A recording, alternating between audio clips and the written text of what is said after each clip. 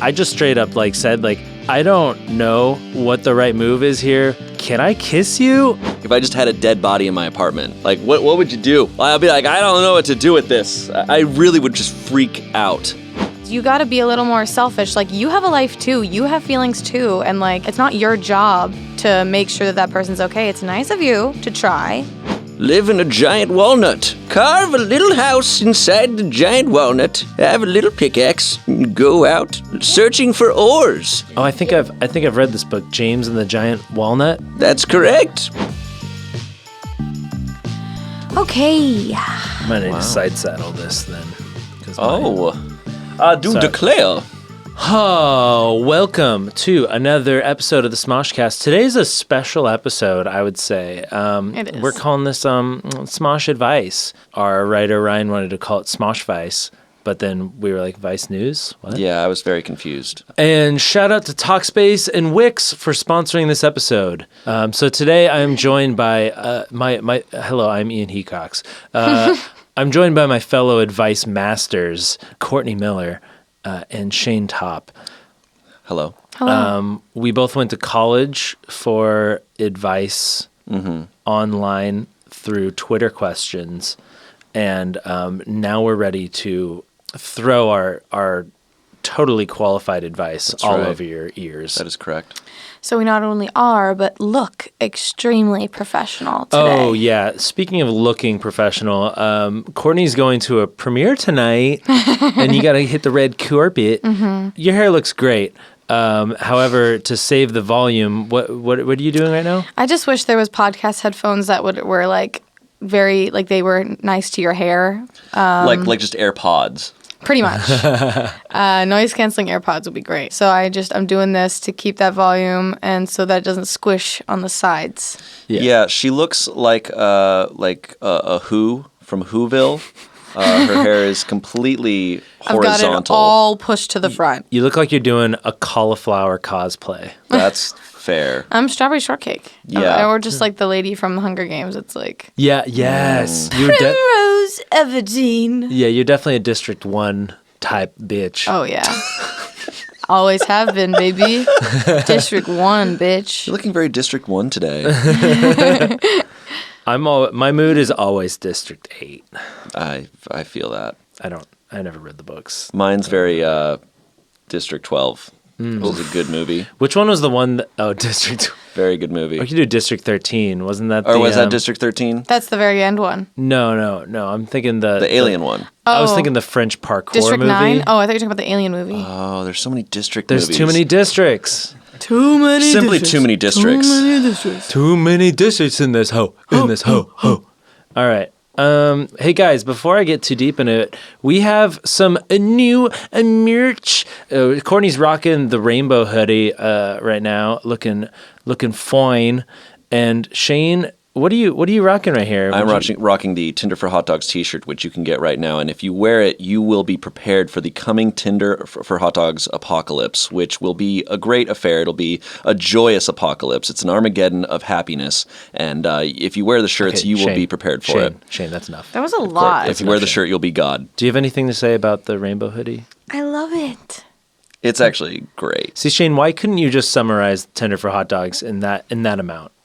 I just love that it's embroidered. Like, I love the embroidered stitching. It's really nice. The embroidery. I love it. It's Very some heavy duty. lovely. Our merch is honestly the best. If there was a point, our merch would be on it. Oh. On point. Oh. Snap. And it's very comfy. It's very comfortable merch. Yeah, this ain't no band shirt from the early 2000s. Right. This is some good quality stuff. Yeah. And we got the yellow hoodie back, which I dude, love. we rescued the yellow hoodie from the good. Defy era. We like hit up the company that still had some in stock, and they were like, where have you gone? And we're like, give us those sweaters. Because I actually never got one. I don't know how, but I never got one of those hoodies, and I still don't have one. That so sucks, man. I need to get my hands on one.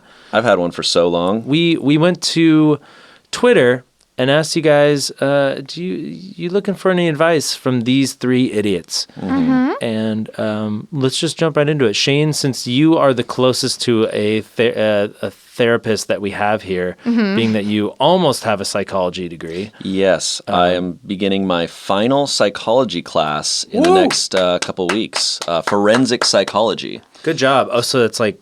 I think it's going to be less like crime and more like legal speaking. So like in court proceedings and whatever, presenting psychological evidence. I don't know. I haven't begun the class. That's really but cool. I think it's more... I don't think it's going to be as exciting as it sounds. So, and generally they're not. Well, I'm still very proud of you. Yeah. Thank you. Thank you, guys. I will say I've used Shane before I had my real therapist. I used Shane as my free one. I can't emphasize enough that I am not qualified as an None of us are. Right. But hopefully we can relate to your questions, and our personal experiences and mess-ups will help you. That's the hope. Yeah. All right, so welcome to Smosh Advice. It's Smosh Advice. It's Smosh Advice. I'm sure you're driving home at 10 p.m. on a Tuesday. It's raining. It's Smosh Advice. We're here to help you out. All right, we have our first question here. It's from @PixieNative. He asks, "Hey guys, so I have a crush on this guy in my class in college. We've been friends for a few months now, and next week is our last week before we leave for summer break. Should I tell him I like him then, or just wait a little longer?" And they're in college? Yeah, this is in college, so... Yeah, do you wait a little longer? Like, what if you guys go home for the summer and you won't see him? Yeah, do they live in the same... There's a lot of fine print that we There's don't a lot of, have. yeah, That's okay. I think it's very possible that he's away at college. Let's assume they both live in the same area, because he said, should I wait till we're out for the summer? My opinion, he said, should I tell him I like him or just wait a little longer? I mean, I think maybe it's not even regarding circumstances. He's just going, should I wait? And my opinion is there's no better time than now. Yep. If you got a crush on the person, you think that you might have a chance, or that person at least seems interested in you or is at least nice to you, then what's the point in waiting?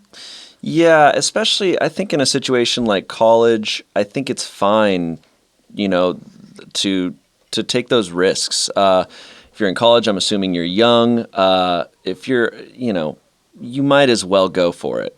If the person rejects you, it's fine. It will be a funny story later on. It's college. Yeah. And even after college, even later, I mean, there's really no reason. There are definitely situations where it's inappropriate, and you go, okay, this isn't the place, whatever. I'm just proud that he knows he's going to do it at some point. Yeah, he does seem to know he's going to do it. Yeah, I guess there's like a better now than never. I tend to overthink and be like, oh, maybe there's a better time. Maybe there's a better time. And so I would want to be like, oh, I don't know, wait for the perfect moment. But there's no perfect. You got to make the moment perfect or whatever it is. Yeah. Well, and most likely it's not going to be perfect. Yeah, it's usually not. You're going to think. I think it's something that movies and TV have done to us, of thinking, oh, I gotta approach this in a very romantic way, or I gotta do this in the right way, or else it's gonna all fail. Dating from start to finish is generally awkward, and that's okay. There's no right move. Yeah. And that's why man created alcohol. I love college. I'm not saying you need alcohol to make to loosen up, to take the edge off, because I think that's also a bad idea, and you should absolutely make any sort of dating decision with a sober mindset. Yeah, I actually as much as I know that if I have a drink I will be more likely to take those risks, it is far better, and you will feel better if you do it when you're sober. Yeah.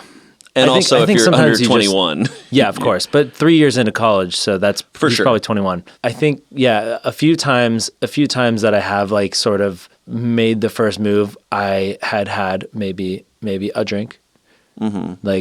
Was obviously not drunk, because then that's wrong. But I think it's also just it's an excuse to be like, oh, ha ha ha, like less inhibitions. There's like, less risk involved. There's less pressure on yourself to like be afraid of rejection. So I think it's really just like kind of going in with that mindset of like, you want this, obviously. So why are you not just throwing yourself out there? When was the last time when you were sober that you dropped a hint or told someone you were into them?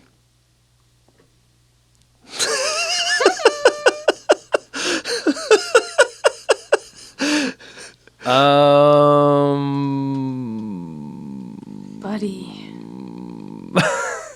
The first hint? Just anything. I mean, it doesn't have to be, hey, I like you. It could just be like, yeah, you said something or you... I mean, the thing is, as an adult, when you're in a social situation, it's like, the weekend and it's a social situation, you're hanging out with people. Like, I never drink to get drunk. I think like there's people that drink to like lose themselves. There's problems like that, and I think for me it's just a social thing. Of course, I guess that's probably what all alcoholics say, but I'm really, the question isn't even regarding drinking. It's more you sober. What's holding you back? Yeah, I mean, I'm probably a nerd. I never know what the right move is to make, and the last time that I sort of like decided like, okay, I'm going to kiss this girl, I just straight up like said like, I don't know what the right move is here. Can I kiss you? Like, I think I just straight up asked. I think that's totally fine. Fine. And I mean, like, because I think at this point, it is a little weird to do the movie thing of just like making the move. And I mean, the response I got was like, yes. So, I mean, clearly, like, that person was thinking it as well. Mm-hmm. Yeah. And it was just both people were thinking, like, I want to make out with this person. And neither person was saying it. So, who knows, dude? Maybe that guy is thinking, I want to, make a move on you, too. So, you don't know. Maybe he wants to mac. Maybe he wants to mac. You don't know. So, come on, man. You want a mac? What are you waiting for? I think regardless... There's never going to seem like a convenient time. There's never going to be a time where you're going to feel comfortable doing it. Accept the fact that it'll probably be awkward no matter what, and that you're going to be nervous no matter what, and just go for it. I mean... Also, it's just, maybe just a little makeout sesh. A little makeout sesh never hurt anybody. Regardless if he rejects you or not, you're going to feel great that you went for it. Also, if he's a bad kisser, then like, right there. just kick him to the curb. Yeah. And then you can... maybe get that done before the end of this college semester, so you can make that decision. Like, because you don't want to be with somebody that's a bad kisser. Come on, that's just a lifetime of pain. So I'd say just get it out of the way, and then you'll go to summer either knowing like, hey, this is a really good prospect, or a good lead. Man, I'm glad I didn't stress about this guy for 4 months. And think and build, because what you're doing right now is you're building up this idea of somebody, this like possibility. This could be a dead end right from the start. So why are you wasting your time on somebody that could be a complete dead end? Yeah, I think it's cool, like, before you break for summer, to express your feelings, because, you either have the whole summer to recover or the whole summer to enjoy that person. But to argue that, you also could say that if you express that and they were interested, and if you don't live in the same area, you go away, you go, oh, we're interested in each other, great. Now I'll see you 3 months later. Now you're starting a possible long distance. You can't really commit to that. I had that happen once when I was a teenager, where a week before I was heading back home, I was kind of like, hey, I'm really into you. And it kind of blossomed for a week. We had this relationship. And then in the months that we were gone from each other, it just kind of fizzles because it's impossible to keep that going. And then you're closing yourself off from other possible people. And then it just fizzles out. And then, whereas opposed to looking back, maybe if I had waited until we were hanging out again, once I was back, and then we started it then, we had more time. Yeah. There's just the fear of like, oh, we were gone for 3 months, now maybe they've met someone else, and now they're not even an option anymore. Yeah, how pissed are you going to be if you have a crush on somebody and you're just waiting around not doing anything, then that person finds somebody else. Like, they're not dedicated to you. Chase it. Get after it. Get it, boy. Get it. Get it. Get your Mac on. Presented in a low pressure way. Like, you can just be like, hey man, like, Yeah, I'm just go feeling hang out something. with the frickin' guy. Would you want to hang out sometime in a possible date setting? Yeah, I mean, or just like if you haven't hung out with the person, just go hang out with them. There's like you don't even have to kiss them. Well, it sounds like they're friends, so they're probably hanging out. Yeah. But just tell them like, hey, I'm feeling like there could be more to this. If not, it's cool. I love being your friend, but hey, I'm feeling something. Are you feeling anything? No? Cool. Yeah. Yes? Ooh. And then you move on. Yeah. Ooh. Yes, then ooh, and then no, then new guy to pursue. Bam. Ooh or new. That's the lesson. That's the name of our show. And real quick before we go any further, we got some sponsors today, guys. Woo! We all need someone to talk to, a person who could support us through the rough patches or even the everyday ups and downs of life. That's where Talkspace comes in. Talkspace Online Therapy makes taking care of your mental health more affordable and convenient than ever before. Simply provide your preferences for therapy and Talkspace will match you with one of 4,000 therapists the very same day. Send your therapist unlimited text, audio, picture, or video messages from anywhere at any time. But no matter what you're going through, you're not alone. So join more than 1 million people who feel happier with Talkspace. And Talkspace has more than 4,000 licensed therapists, not people pretending to be therapists, who are experienced in addressing the challenges we all face. To match you with your perfect therapist for a fraction of the price of traditional therapy, go to Talkspace.com and make sure to use the code TALK to get your first week free, baby. That's Talkspace.com, promo code TALK, T-A-L-K, if you didn't know how to spell talk. You guys ready to move on to the next question? Yeah, I think so. Great. All right. So at Take 5 Cass asks, how do you stay motivated? I struggled this past semester because I couldn't focus on the work and was just wondering how I could fix that and motivate myself to do it. How do you guys stay motivated? Something I learned on actually listening to another podcast. They were talking about, and I think it's so true, which is why I'll bring it up, like, there is a reward in completing something, right? Mm-hmm. And it's like, one guy was like, oh, I see the reward in just, like, not having to do it at all. It's like, okay, then you fail a class. If you have this thing that you need to do, just getting it done right away, like, you get that reward of being done right away. And, like, just putting it off, just, I don't know, I feel like then there isn't even a reward at all when you just procrastinate, because then when you freak out and get that stuff done, then it's like, okay, there wasn't even like a relief of getting it done because there's the stress of getting it in on time and stuff like that. And so, like, say I have dishes building up in my kitchen and I'm like, oh, I could wait and like I can be on my phone right now, or like as a reward for me just being on my phone, or I can get this done now and then not only be able to chill on my phone after, but also have no dishes to worry about. Yeah. There's no anxiety then. Yeah. Did they say if they're in college or high school? They said it's college. Oh, okay, yeah. I mean, for me, I was more motivated to get my classwork done in college than I was high school because I was taking classes that I was actually excited about. I wasn't motivated in high school when that started, like when I feel like elementary school, everything was so easy that it was just like, oh yeah, just do that. And like middle school was like pretty easy. And then like high school is when they started actually throwing like real work at you. Yeah, high school's when stuff matters. Like. Yeah. And it was stuff that I didn't care about.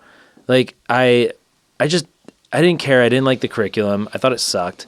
And then when I got to college, or community college, sorry, I was like, whoa, I actually like learning this stuff. But I think what you said, like sort of like choosing a task like at a time is good. Like rather than looking at the whole picture, right? Just focusing on one thing at a time. Like, okay, I'm just gonna get this done. And also it is like a thing of doing the hard thing first. Because if you do the easy thing first, then it's such a slog trying to do the hard stuff after you've done the easy stuff or like the stuff that you like. I mean, I'm having trouble getting motivated to like just get stuff done in my life, And my friend was like, okay, no, just making appointments, like going through my mail, all this like dumb stuff that, as an adult, I should be taking care of, but I just wasn't. Because I just look at the big picture of like, oh, I just have so many things. I'm so overwhelmed. And it's ridiculous. But my friend was like, well, no, just this morning, make an appointment for this one thing and get that taken care of. And then after that thing, then focus on the next thing. I was like, yeah. And so I did it. Half the battle is just getting situated and just getting ready to do it. Like, I almost have a harder time getting my ass to the gym than the actual workout. Oh, 100%. Like, literally, that's the hardest part, is getting to it. And then, like, once you start it, and then when you're done, you're going to be so happy you did.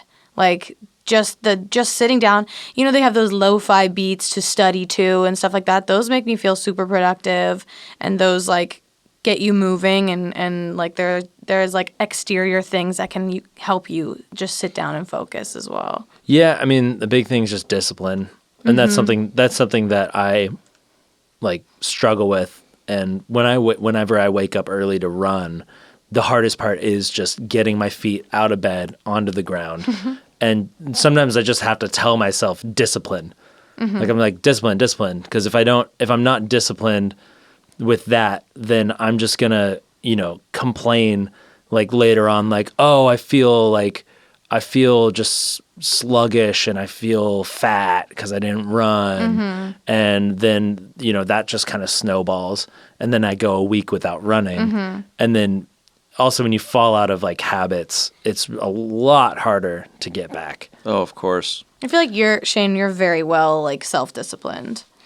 It comes and goes, and it's different things. I think, like, with working out, it's become such an addiction even, where, like, if I go more than 2 days, I'm like, oh, I feel like I am compelled to go in that sense. But with a lot of things, I can get really bad. For instance, you were talking about opening mail and stuff. I have, like, a fear of paperwork and bills and things like that, so I avoid it because I'm just afraid of dealing with it. But you can't avoid that. You're going to have to face it eventually. So it's kind of getting over that fear and just being like, all right, I'm going to do this. I'm going to do it right now.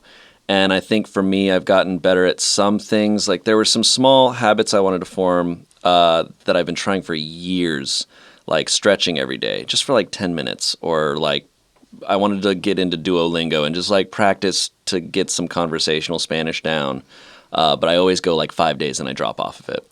So I've tried more this year of like making written lists and having a chart of like, okay, 30 days. If you can commit to 30 days, I think that's around the time that a habit will form in your brain. If you can commit to that amount of time. It's about 3 and just weeks. checking it off every day, and then making a list for that day, maybe of like, what are the things I have to do? Okay, I can now see it in front of me. It's out of my head. It's now on paper, and I can physically check those things off and then feel that relief of once they're done, you're done with that stuff. You are now free. It is that thing of just having to believe that things will be better if you take care of it.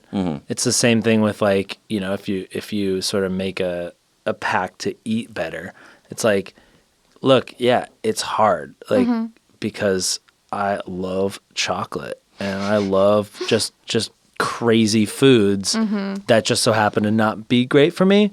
But I know that like at the end of the day, if I do stay more disciplined on what I'm eating, I will feel and look better in the end. And it's the same thing with like, if I don't look at my mail, which I haven't in a few weeks, I probably have a bill in there that will start, gathering interest. So if I wait, I'm going to have to pay more money for something that I really didn't have to in the first place. So it's like understanding reminding yourself the importance of why you have to do that thing. Yeah. It's huge. It's like, oh, I need to run because otherwise I will die. Well, for schoolwork, I mean, I've been taking classes off and on for 10 years now, and I definitely face burnout a lot from it. I'm just like, this is going on forever. But I always remember with anything you're studying or whatever that all information is useful in some way or another.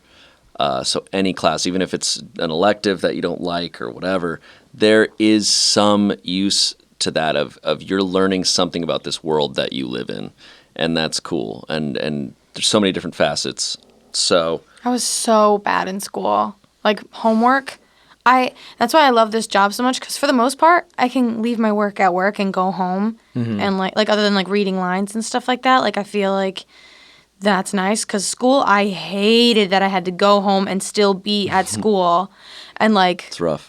God, I hated it so much, and that was like my downfall, was just not doing the homework. And what I don't like about our school system is it's so test heavy. It's so about, are you good enough? Are you going to know all this to pass this test? As opposed to, hey, we're trying to make you a more knowledgeable, well-rounded person. It's not focused on that. It's very focused on pass this test.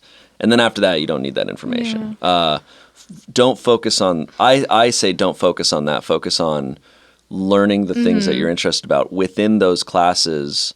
Also, motivation. I wanted to yawn right when I talked. That was dumb. Also, like, struggling with motivation. I mean, I'm certainly not a therapist or was psychiatrist. Are they the ones? Psychologists and psychiatrists. They're different, but I'm I certainly wouldn't just, say visit a doctor and find out if you have attention problems, but there's people that I know that had severe attention problems and they were medicated for it and they were much better. They were much better from it. So I'm not saying everyone should be on medication. Yeah. Because obviously that has adverse effects and it's basically amphetamines. But it definitely helps some people. Yeah, man. Ian's first answer was alcohol. Ian's second answer, drugs. Yeah. I'm just trying to get everybody lit. Jeez. Let's get litty with Ian today on the SmoshCast. But it is gross, like how many like med school students are on Adderall. It's an I've heard med school is on insane another amount. level of difficulty. But they've said like basically like they don't know how you could do it possibly without some kind of, medical intervention. So shout outs to all my med students out there not taking drugs for your studies. Keep it up, man. Fight the good fight. So the next one comes from @Joanna Chips. And actually we've got a lot of questions that are like this. So we have another one from @CuteMiller or Cuter Miller. They both are kind of the same, but the first one goes, how can I say in a good way that I'm not interested in a person who likes me? Afraid of hurting his feelings, but I just want to be friends, and I don't want to lose a friendship with him. And Cuter Miller asked, I need help on rejecting people in breakups. I have a hard time saying no to going on dates, even when I don't like the guy. And when we split, I'm heartbroken, even though I never even liked him in the first place. Look, like at some point you're going to have to tell them no. And the longer you wait, the more it's going to hurt. If you're dragging, I'm not saying you're dragging them along. Like, look, this is not your fault that this person has feelings for you. And even if they react poorly, no matter how nicely or how perfectly you say something, that person may still react, however, in any way that you can't control. Like, Well, and for Joanna's question, you want to be friends with him. Ultimately his feelings are going to be hurt just because he likes someone and they don't reciprocate those feelings. You can't help that.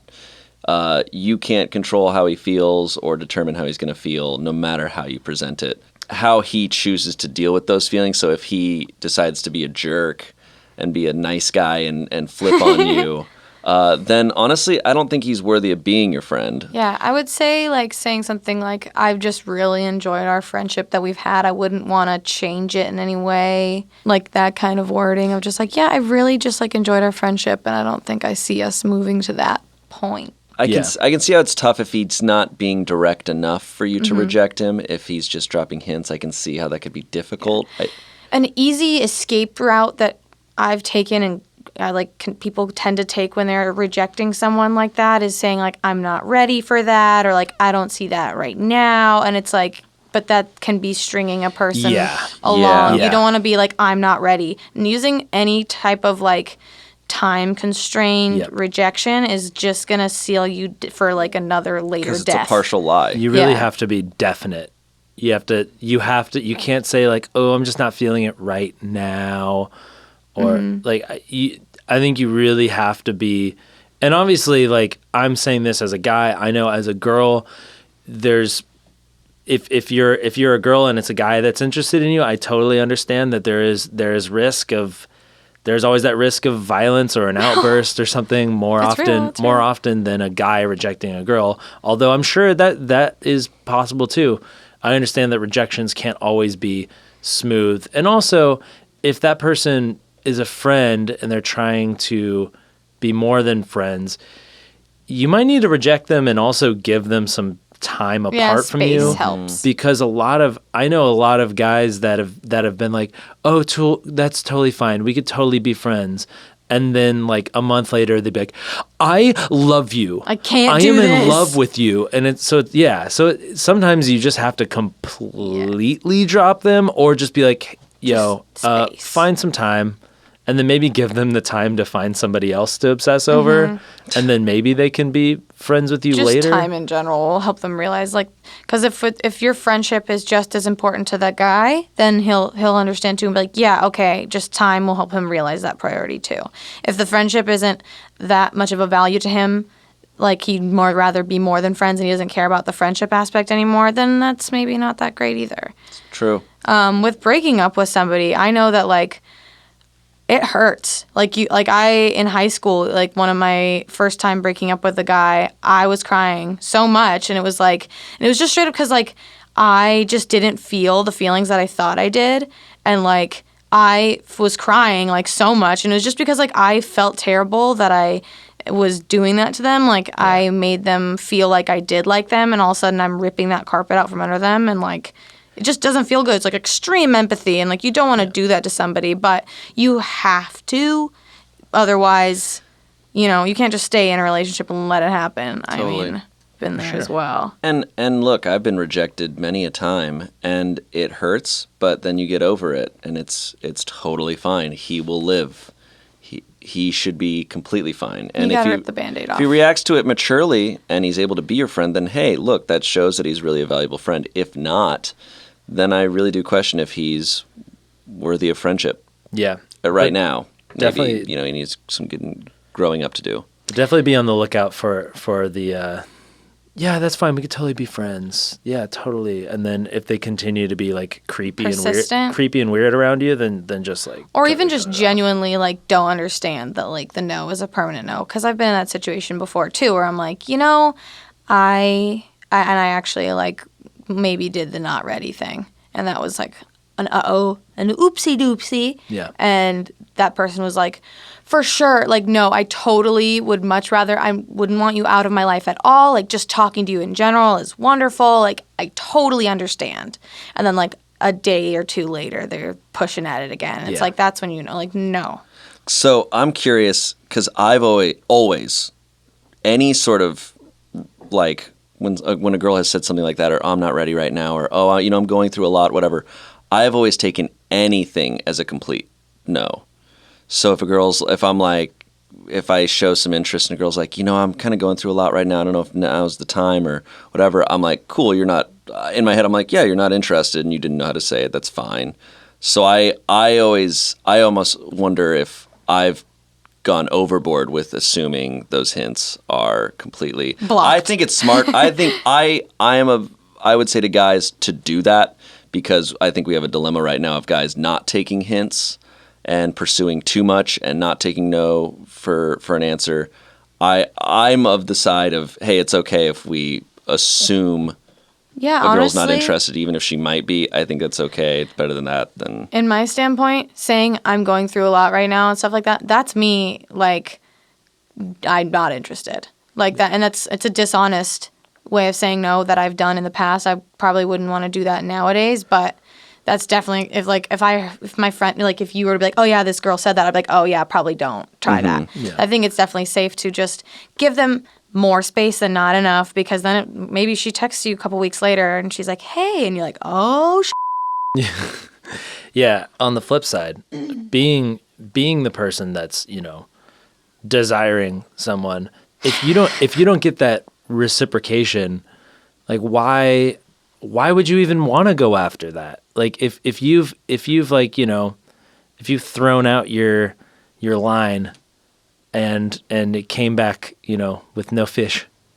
The worm gone. Yeah, it's why are you wasting your time on trying to like court this person if they have they don't reciprocate rejected your offer, or you're like, hey, let's hang out, and then they just keep making excuses to not hang out. You're like, oh, okay, this person just simply doesn't value my time. Yeah, it's just not worth it. And they could just be too nice about just giving a straight up rejection. So instead they just keep saying like, oh, sorry, today doesn't work.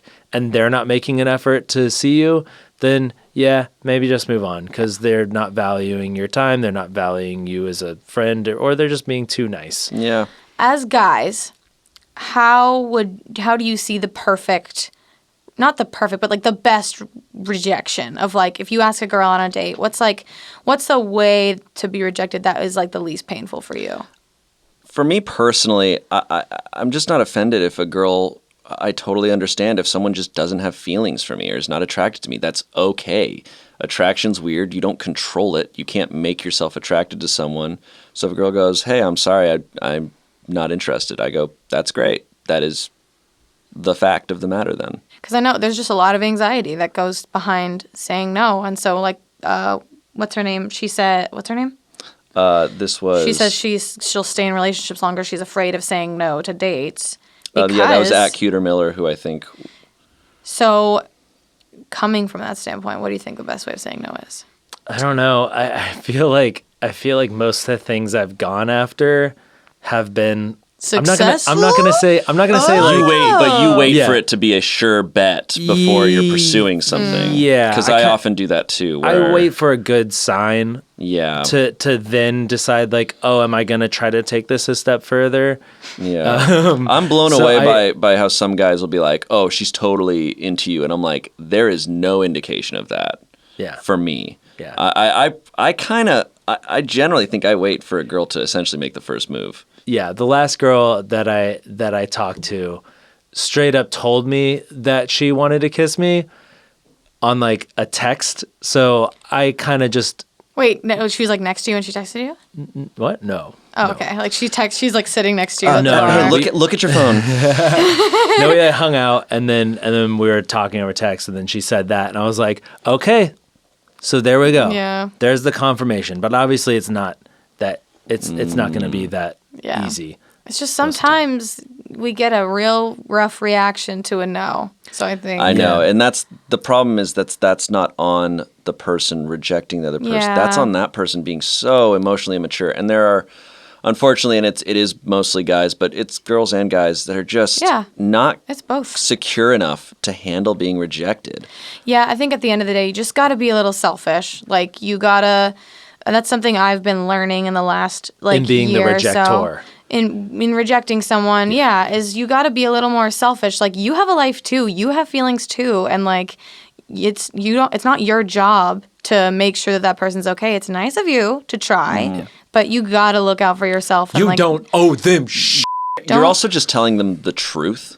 It's the truth. So yes. You're not doing anything mean to someone. You're not trying to hurt someone's feelings. You are telling them what the reality of the situation is, and there's nothing wrong with that. Absolutely. A girl I dated a while ago that I was really into, and we'd been dating for a couple months, and she called me one night. She was just like, hey, can I call you? And I kind of figured. I was like, all right, I think I know what this probably is then.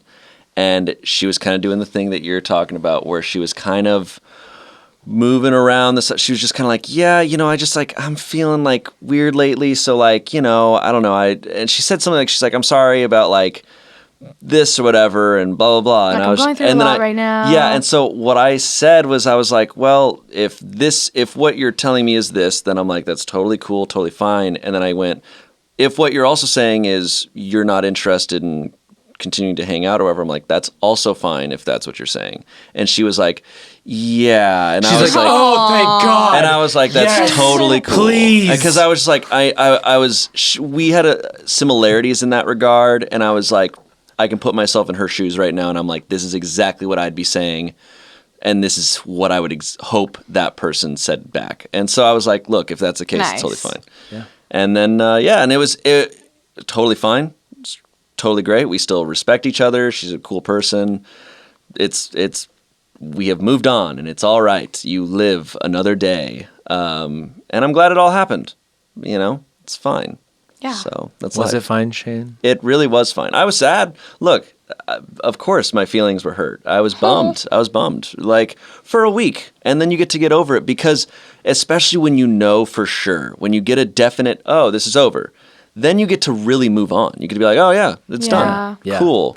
Because why do you want to spend your time on somebody that doesn't have the same feelings for you? Yeah. And that's that weird thing where I guess some people just don't understand that completely. I think they feel like a possession towards people. Mm-hmm. You know what I mean? Like, how could you not want this? Nobody, they don't owe you. Nobody, you don't owe them anything. You guys, a relationship is a thing if two people are getting happiness out of that thing. You're doing it for fun, really, at the end of the day. And if you don't want it, then you don't have to do it. Yeah, Jafar. So stop trying to capture Jasmine. She doesn't love you. Exactly. That's what this is all about. Yeah, she doesn't love you. So don't even try, bro. Get Jafar away from here, bro. Ladies and gentlemen, and anybody else that's listening, a dog maybe, we have a sponsor. Support for SmoshCast comes from Wix.com. With Wix, you can create your very own professional website.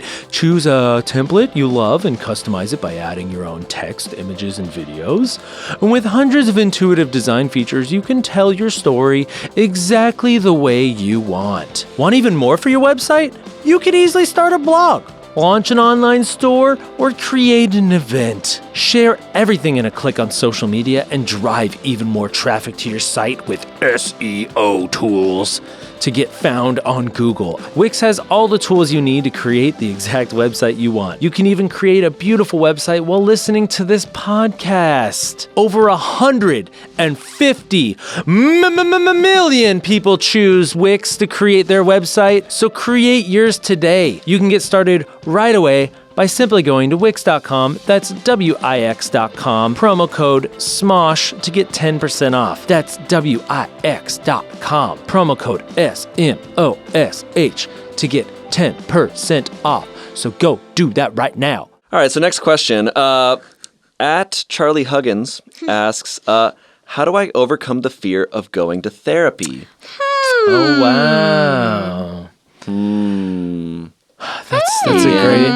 That's a great, I have zero advice for that. Have you not, why, you haven't signed up. It's been a couple weeks now of people reminding you every day. Yeah, so there's this great lady on Twitter. Her name, I believe, is Nat. And every day she sends me a video. Her handle is Heartfelt Hecox. Every day she sends me, so right now it's day 15 of hitting the woah every day until now it's Smosh Ian and Damian Haas go to therapy. So she has this white wall and she just walks on screen, hits the woah, and then walks out. That's awesome. And so every day she sends us a video of her hitting the woah. And is that helping you? Is that motivating you to go frickin' start therapy, dude? I'm enjoying the videos. I knew that was the answer. It's giving him a reason not to go. Now he's like, oh, I get these videos. Well, because every day she walks on with like a different outfit. What's her name? Nat. Nat, stop hitting the woah until he goes to therapy. Keep hitting the woah. Then hit the woah when he finally goes. Keep the meme alive. Why haven't you signed up for therapy yet? That's a great question. It's the same reason why you don't go through your mail, to do. Right? Huh? It's the same reason you don't go through your mail. Exactly. You just don't think of it. It's one more thing on the list. So I think I really do. I think I honestly do just need to make a list of things that I have to take care of. Start checking them being one of them. I will say this. There's a lot of fear of going to therapy, and I've heard like people talk about why they're afraid to go and like how it's like nerve-wracking to like share private information. I'm not even worried about that. And finding the right therapist. I'm not worried though. I'm not worried. I'm fine. It's like a lot of the anxiety is like finding a good therapist because I guess people go through having to go through multiple ones. Yeah. I got extremely lucky on my first attempt at therapy and getting an amazing person. But like I can understand like, oh, what if that person sucks? And then you have to go to another one and start over on like what your issues are and stuff like that. That's scary. But like I think the positive thing is you literally are going into a room and you have someone who's legally not allowed to share any of your private information. You can say Unless whatever you want. that Unless you're like going to murder someone. Unless you're literally about to murder someone. Yeah, obviously. But other than that, you can talk all the mad or murder shit. yourself. You can, yeah, Ian. Do you think it's ever been called murder? If you, never Ian. mind. Sorry. Literally, someone who is not allowed to, by law, share your talking. Your I tea. do all that here, so that doesn't concern me. For me, it's honestly just a time thing. It's like I'm so focused on Smosh that I convince myself that no, I have to be here every day, and through the whole day, and then go home and then do like whatever it is that I do with the rest of my day. Do you ever wonder that like might be unhealthy? Oh, of course. That might be a reason you should go to therapy. Yeah, that like might be another reason to go. Oh, are you saying I don't have to come into work ever? Is that what you're saying? I don't need to work? Okay, I cool. didn't say that. There is a gray area. Yeah, that's really honestly the main thing. I mean, it's the same reason why, I think going to the dentist is awesome. Because I go there and I'm excited. I'm like, yeah, fix my shit. But again, I didn't go to the dentist for like 5 years. Because it was just like, man, the phone call is honestly the worst part. I hate making appointments on the phone.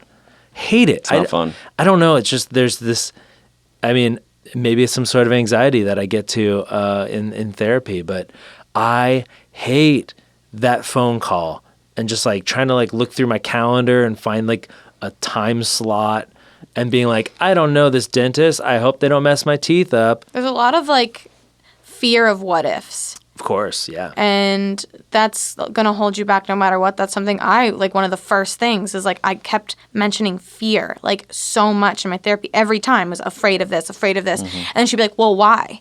And then I would explain the worst cases and I'd be like, oh, those actually aren't that bad. Or like if that did happen, there's an easy way to fix that.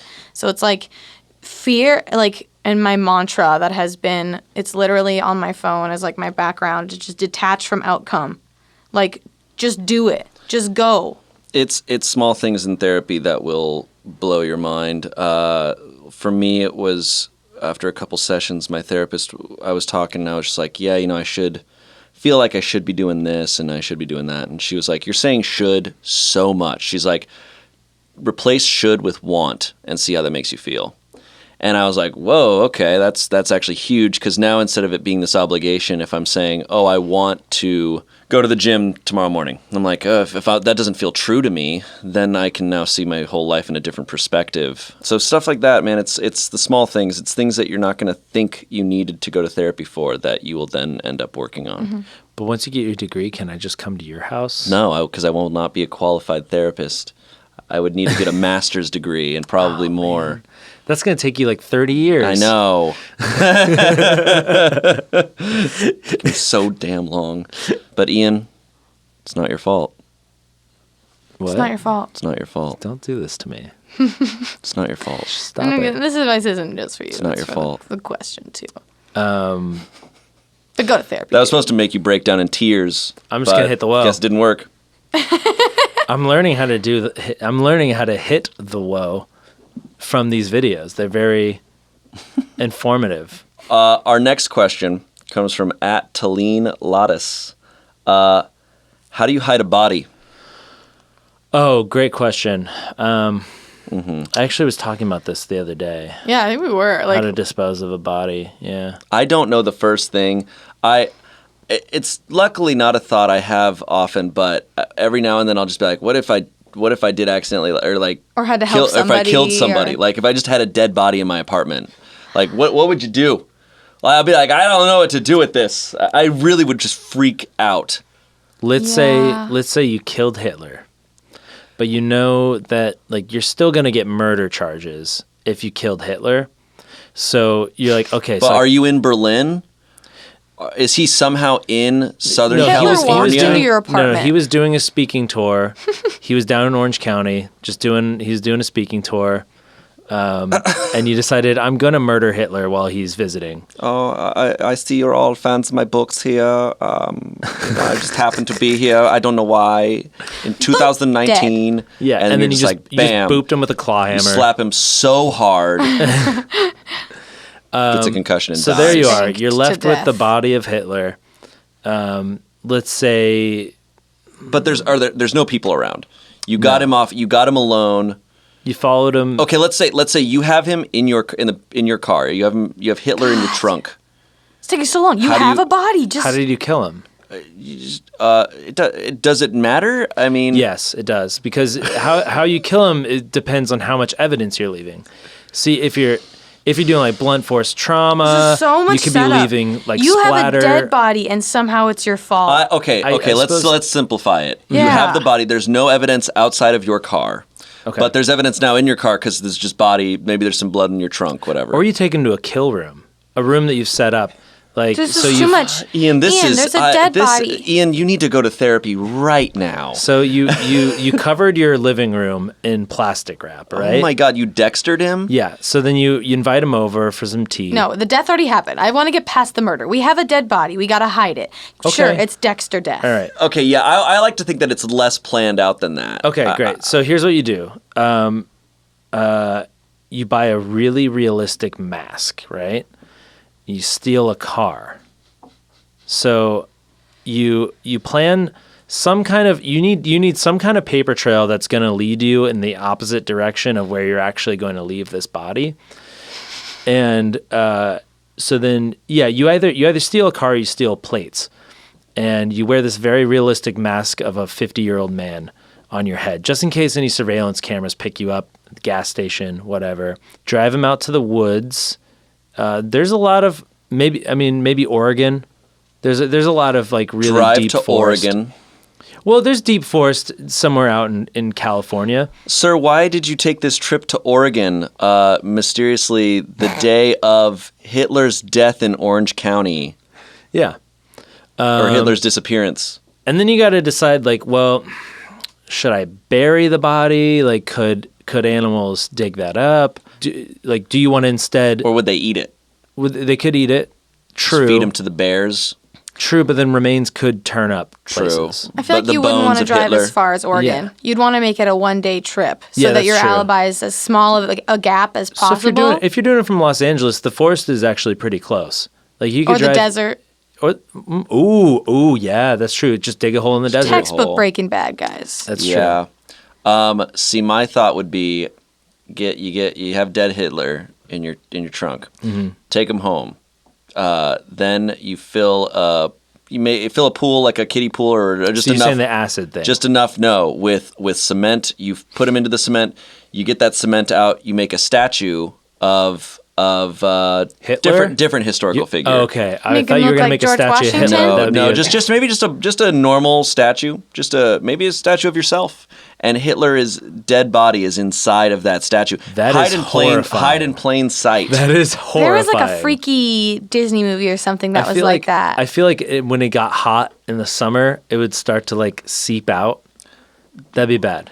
No, but but that's like really smart though. Don't make the statue look like you though, because what if somebody does find it? Maybe I'd make the statue just a giant ween, just a giant, penis and testicles. Have Hitler on the inside of that. That's pretty good. Yeah. Statue is pretty good. I think concrete's a little porous. I'd be afraid that some things might start to seep. Why is that statue of a ween bleeding? It's symbolism. It's- It's symbolism. It's a dedication to all the people with chlamydia. That's right. It brings awareness. Yeah. I sincerely don't know the first thing about disposing of a body, and I can't. This is gonna come back to like really screw me over later. You just gotta eat it. Well, It's you the only way. definitely can't. That's actually true. Look, Ian, Courtney's you onto definitely something. you can't kill anyone now because people are going to look back on this podcast and be like, "This guy murdered." Well, no, someone." this is actually I'm setting up a totally different scenario. I'm gonna hide a body in a totally different way so that then I can use this Smart. podcast and be like, look, I would have done it this way. I already said it. Smart. And we're going to cut this part of me explaining this out of the podcast so that doesn't also come to, bite me in the ass. So the prosecutor doesn't say, well, look, you literally just explained what you did right there. So then you did murder this person. Dang it. I should really stay away from any murder scene from now on. Yeah. I should really not. Yeah, I'm going to stay away from murders, Yeah, guys. I might Whether or not just you try kill not to someone, you're murder. probably going to jail. Yeah. You're probably going to go to jail. Don't, by the way, if you ever get arrested, don't say anything. I'm serious. This Smosh advice has gone off the rails. Literally, even if there's no connection, the police arrest you, do not say a word without a lawyer. Don't say anything. That's if you are innocent. Yes. If you murdered someone, please. No, even if you're innocent, don't say anything without a lawyer. I'm saying if you're innocent, don't say anything. Oh yeah. If you murdered someone, please confess to the murder. Yeah, just confess. You should do it. You're going to feel better if did. Okay. Confess. Do you think there's a murderer that's listening right now criticizing everything we're saying to do? Probably. He's like, wow, they didn't even talk about hiding the murder weapon. Idiots. They did not buy lime at all. They have no idea what they're doing. It's lie, right? Is it lie? See, this is how little I know about getting rid of a body. I watched that. There's the second or third episode of Breaking Bad where they try to dispose of a body, and it's the grossest thing you'll ever see. It's hilarious. I don't ever want to. They're two very different perspectives. Oh God! Go to a construction site, and then put it there. That's actually probably smart. Oh yeah. Get it when they're like filling cement somewhere, or fill it with some like an animatronic bits, like sneak onto Pirates of the Caribbean at Disneyland. Pirates of the Caribbean ride already smells. So take it to the Pirates of the Caribbean ride. Strap it to one of the animatronics, so it's just moving along with them. Yeah, nice. People are like, "Wow, that dead pirate looks so real. Oh, this ride's so scary." And the Pirates ride smells really bad. It already smells like a corpse, so you wouldn't be able to tell the difference. Yeah. Yep. Dead men tell no tales. Nice. Anyways, so get a job. Get a job at Disneyland if you want to murder somebody. Yeah. Okay. Yep. All right.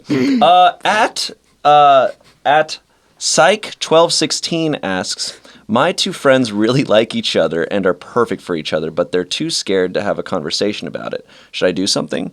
So here's how you hide a body. God dang it. Kidding. No, I feel like it's kind of bad to meddle externally. I don't know. I mean, look, if to Jane is her name, if your two friends have told you individually that they like each other, don't force it, but I would definitely say to each of them, be like, hey, you've both come to me individually and said this.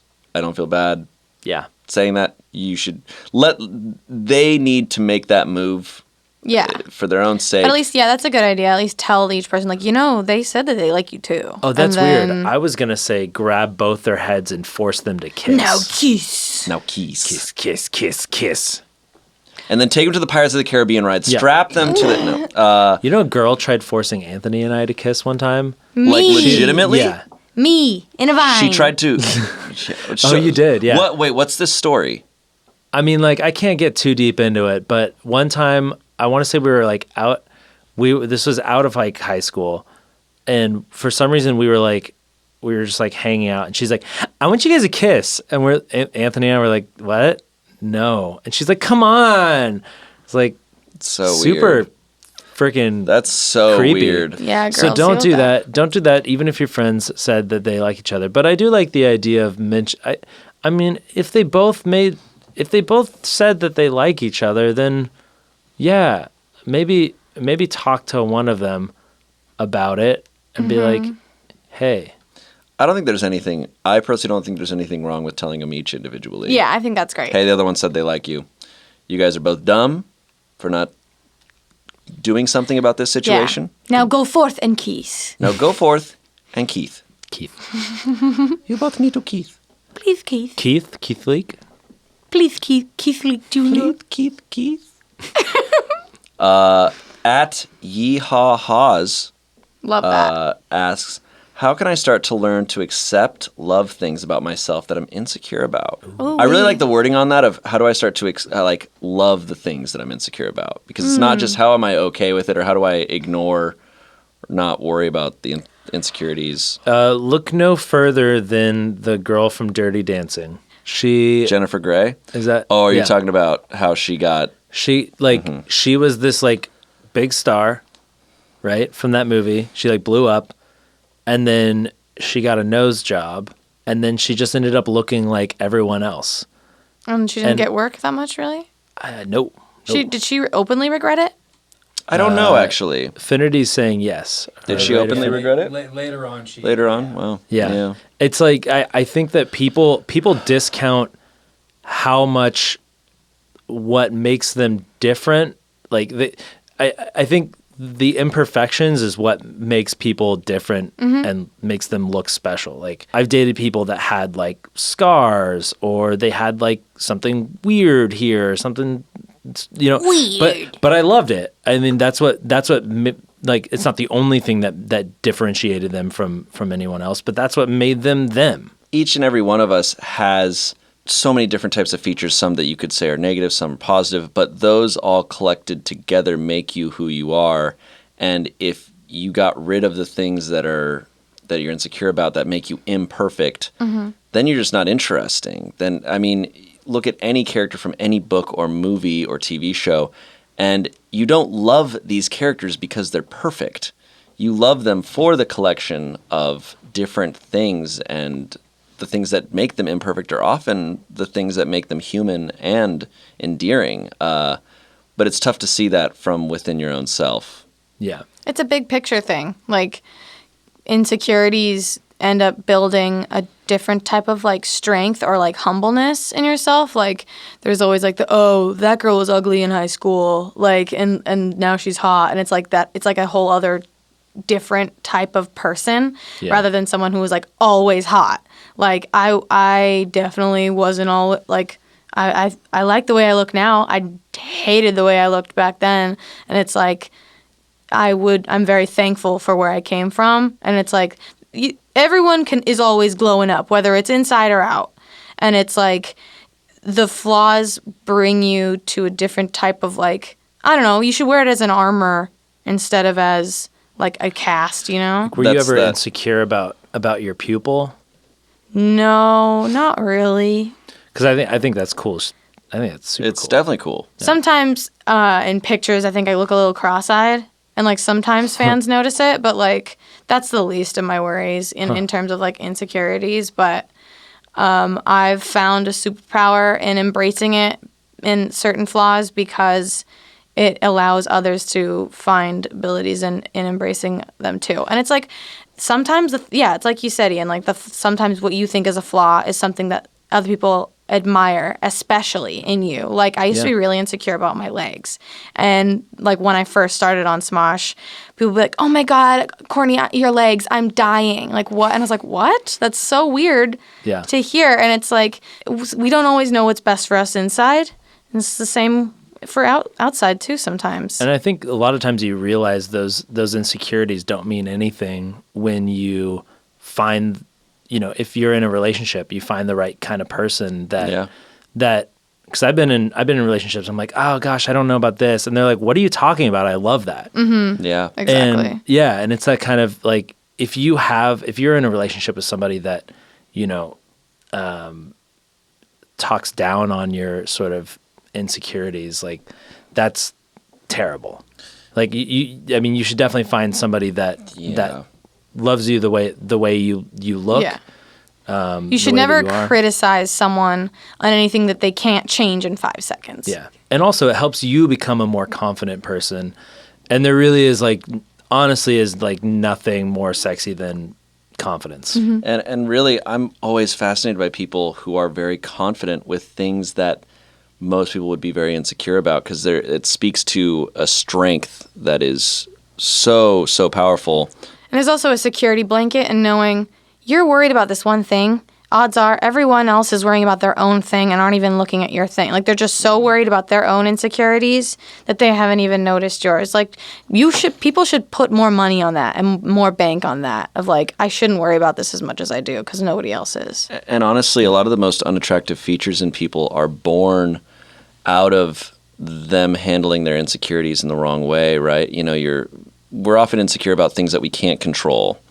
And if you're able to love those things, you'll prevent yourself from then instead dealing with that insecurity by, I mean, a thing I can think about is, you know, I'm a shorter guy and I've gone through phases where I'm very insecure about it. And I go, oh God, I wish I was taller. Oh, I hate that I'm this, that it makes me less appealing, whatever, blah, blah, blah. And I can handle that by trying to overcompensate and you hear a lot of it of like, oh, little man syndrome or whatever, Napoleon syndrome, where shorter guys are just very angry, whatever, which is a very real thing. I've seen it. They drive big and that's trucks. because instead of going, you know what, this is my height and it's actually awesome. It makes me who I am and it makes me an individual, and there's a lot that's cool about it. And Shane, you can't have everything, okay? Yeah. All right? You can't be a great guy and tall. Like, you'd honestly end up being the worst guy. Like, if you had all of those things going for you. I think there was such a piece of shit. He's such a piece of shit. Fuck you, Shane. I think there was a phase where I thought, I was like, if I could wish to be taller, if I woke up tomorrow and I was 6'3", and I was like, would I want that really? And I'm like, no, because I would look in the mirror and I would not know who I am. I'm like, it's just who I am. It's literally the character that is written down. I mean, I think of it in fictional characters. If suddenly Harry Potter just was different, looked different in some way, we'd all be mad because that's Harry Potter. That's who he is, and he's not perfect. And that's so many characters, and that's the same with all of us. So, and flaws is what makes everyone interesting. Flaws are literally the most interesting feature of people. That's why, I'm trying to think of like a sort of a movie where the flawed characters. Oh, I mean, freaking look at Black Panther, right? So like, were you more interested in the movie Black Panther? Were you more interested in the Black Panther dude or Michael B. Jordan? Michael B. Jordan's character was dope. He was way cooler, all right? Way cooler. He was also the villain. He was probably not handling his insecurities in all the best ways. And those scars were each a mark of how many murders he's committed. However, Courtney, you mentioned wearing your flaws as armor, which is my favorite quote from Game of Thrones. It's in the first episode. Tyrion is talking to Jon, who's upset because he's a bastard, which he didn't choose. That's just at the time, that's just who he was born to be. And Tyrion's like, I didn't choose to be a dwarf. This is who I am. And he's like, wear your flaws as armor and no one can hurt you. Not only accepting who you are, but going, this is who I am and I love it. And then you are so powerful. And it's what I love about the body positivity movement right now, of like, people overweight for so long have felt they need to be ashamed about it. And instead being like, no, this is who I am. Yeah. And it's okay if you're even going through a phase of, I want to lose weight, but in the meantime, this is still who I am right now, and I'm going to love it. Yeah, love it. And then it's like, honestly, if someone's willing to say something mean, it's like, I dare you to point out this flaw about me. Like, that's such an asshole move to actually point something like that out. Those people are insecure. Yeah. I dare you to insult my birthmark or whatever. Like, also, people, I knew this girl in middle school. She had a birthmark. It was almost like Zuko in Avatar, where it's like the eye was red, like that. And she was like super insecure about it and like tried to like hide it with her hair. And like nowadays, she's rocking it on Instagram. Man. Like, it's so cool. The confidence over those things is awesome. And also, never the most motivated I am when I'm feeling at my best and I'm most motivated to improve myself and I'm doing things is when I am accepting of those flaws and not worrying about the insecurity. Yeah. And I think, to quote another thing from it was probably season 2 of Game of Thrones, Hodor. Mm-hmm. Oh, yeah. And to quote season 8, my favorite line, I don't want it. She's my queen. Yeah, I relate to that one so hard.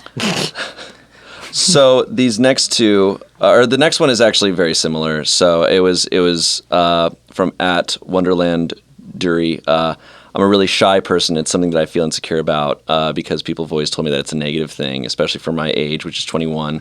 So do you have any tips on how to overcome shyness? Similar type of vein of there's nothing wrong with being shy, and that's okay. And also 21 is still very young. A lot of people are still learning who they are, so don't feel that there's some age.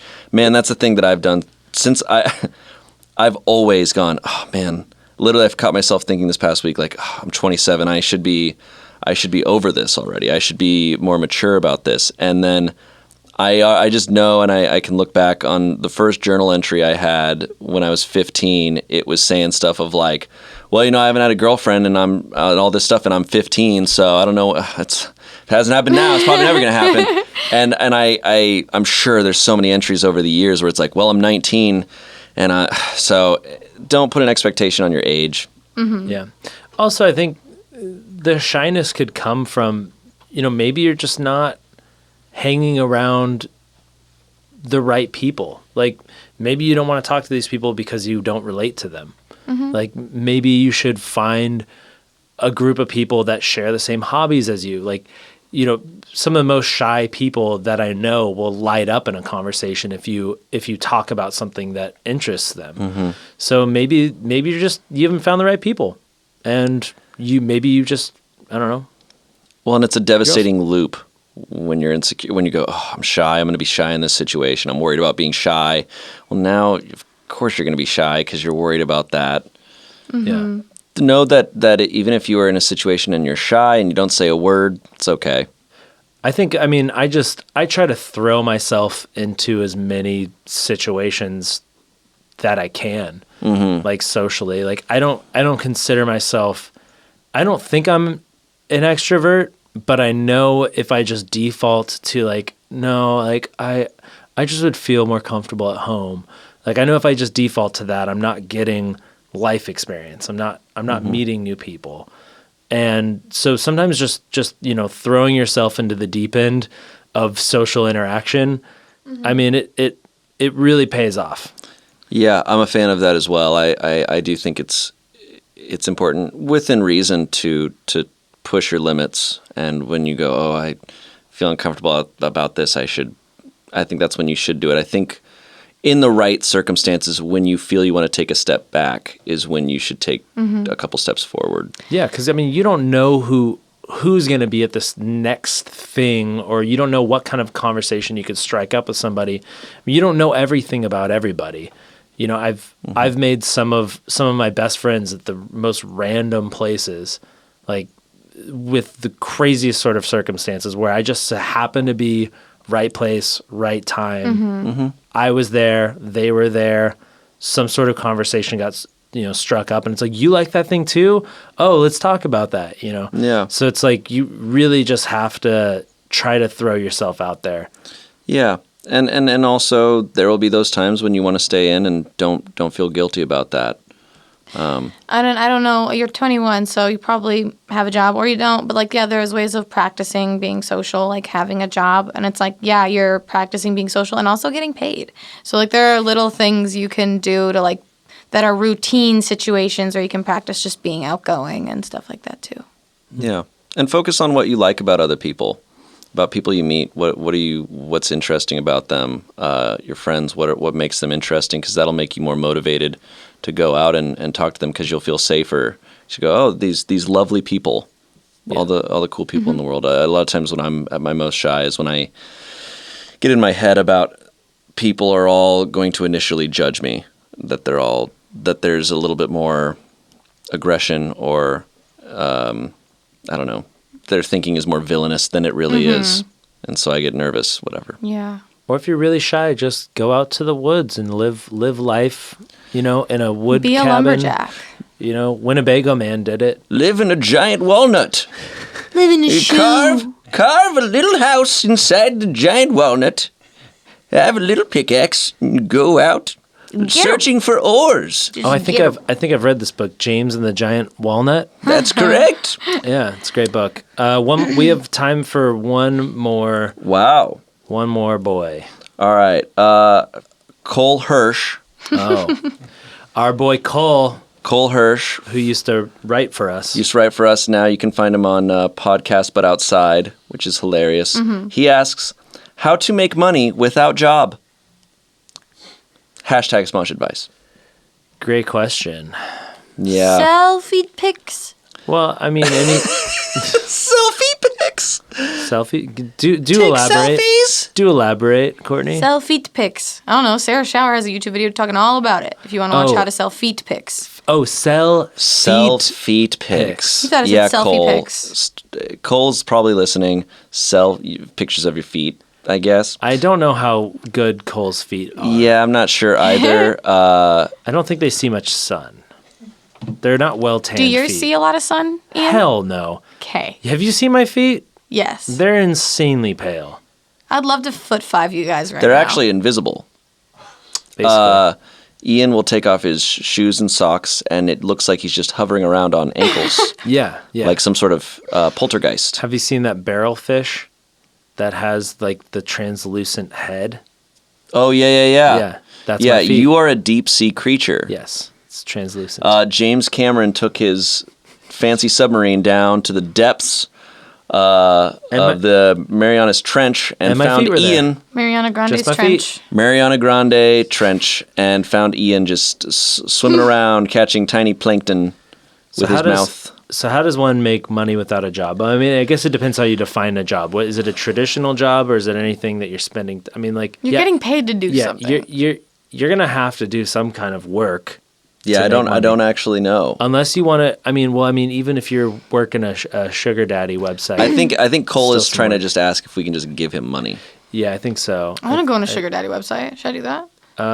No. Oh. Well, you know what my advice actually would be to make money without a job is to live inside a giant walnut. You carve into it, and then you go out in the woods in search of rare ores such as iron and mithril. And you fashion those into a nice armor that you can wear and sell at the shop at the nearby village. But they don't trust you because you're an outcast The shakiness in for his breath. cursing my their horde headphones. of donkeys 20 years earlier. Little do they know it was because the witch that lived in the swamps nearby was after the donkeys, and you put a curse on them that would protect them. But He's it so backfired. wiggly. I'm wiggling a lot. You'll see it in the video version that comes out on Friday. Oh my god. So we're not gonna get a serious response for this. Get a job. Just get a job. Yeah, Cole. Why don't you just get a job? He has a job. He's doing his podcast, which is really, really funny. It is really funny. Great concept. Yeah, they just set up a podcast stand somewhere outside. Oh my gosh, did you see what they did when a park official came up to Yeah. their cameraman? He was like, "Oh, I'm not with them. I just asked if I could film them." Yeah. He's like, "Oh, okay." Goes up to the podcast people. "Oh yeah, we don't know him. It's Yeah. so We're just great. recording audio." It's so great. And shout out to Cole as well. We had our third most annoying kid sketch come out. It is doing really well. The Yeah. most annoying kid gets canceled. And Cole wrote the first one of it, and his spirit is definitely imbued in all three. They are worth checking out. We're very proud of them. All right. Well, that about does it for the first Smosh advice. If you guys want us to do more, let us know. And just a reminder, we got new merch. Smosh.store, baby. Tinder for hot dogs. Tinder for hot dog shirt. We got the rainbow hoodie. We also got the classic yellow hoodie that came back. It's limited supply though. Vintage. Both the Tinder for hot dogs and the yellow hoodie are limited supply. That's right. So get them while you can because yeah. the storm is coming that is Tinder for hot dogs, and you need to be prepared. Yep. Also, That's right. if you want a tutorial on how to do your hair like me right now, Just stick your head outside a window in a car. Backwards. I Turn really around. do recommend watching the video version of this. It's on another level. you will not be able to take my sight advice to behold. seriously. Smosh water bottles. They're super great. They're really Hot, great. cold, lukewarm, whatever you want, you can put it in there. yep. Molten lava, would not suggest it. Well, but But if you want to melt down rare ores and put them in there, it'll work. Whoa, who was that guy? Crazy. if you guys are not yet subscribed to the podcast on any of your favorite podcast apps, I would suggest you do that because you don't want to miss a single episode. No, you don't. They come out on Wednesday, and on Friday they come out censored on YouTube, but you can see our pretty, pretty faces. Yeah. And my And- pretty, pretty hair. That's right. You need to see this hair. Woo. Thank you guys so much. Thank you, Shane and Courtney, for doling out this decent advice. No, you guys did a good job. I'm really proud of you guys. You guys threw out some good stuff. And Nat, keep hitting that whoa, because I haven't gone to therapy yet. Don't whoa hitting the until whoa. he goes. Keep hitting that whoa. All right. Won't whoa till he go. Bye. Bye-bye. Gross.